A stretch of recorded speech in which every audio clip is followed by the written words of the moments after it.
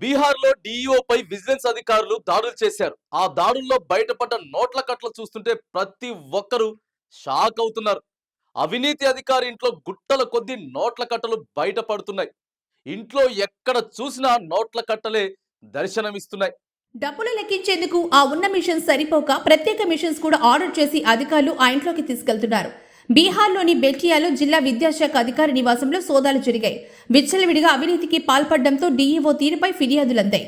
దీంతో తనిఖీలు చేసిన అధికారులు విస్తుపోయే వాస్తవాలను బయటపెట్టారు. బీహార్లోని బేటియా జిల్లాలో విద్యాశాఖ అధికారి ఇంట్లో పెద్ద మొత్తంలో నగదు స్వాధీనం చేసుకున్నారు. జిల్లా విద్యాశాఖ అధికారి ఇంట్లో విజిలెన్స్ ఆపరేషన్ జరిగింది. ఈ సమయంలో పెద్ద మొత్తంలో నగదు స్వాధీనం చేసుకున్నారు. డీఈఓ రజనీకాంత్ ప్రవీణ్ నివాసంలో విజిలెన్స్ విభాగం దాడులు నిర్వహిస్తోంది. పాట్నా నుంచి వచ్చిన విజిలెన్స్ బృందం ఉదయం నుంచి డీఈఓను విచారిస్తోంది. దర్యాప్తులో ఇప్పటివరకు భారీ మొత్తంలో నగదు స్వాధీనం చేసుకున్నారు. నోట్లను లెక్కించడానికి కౌంటింగ్ మిషన్స్ ఎక్స్ట్రా తీసుకొచ్చారు.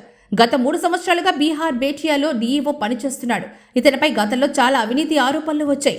అవినీతిపై పక్కా సమాచారం అందుకున్న అధికారులు దాడులు నిర్వహిస్తున్నారు. అక్రమ ఆస్తులకు సంబంధించి డీఈఓపై ఫిర్యాదులు కూడా చాలా ఎక్కువగా నమోదయ్యాయని చెబుతున్నారు అధికారులు.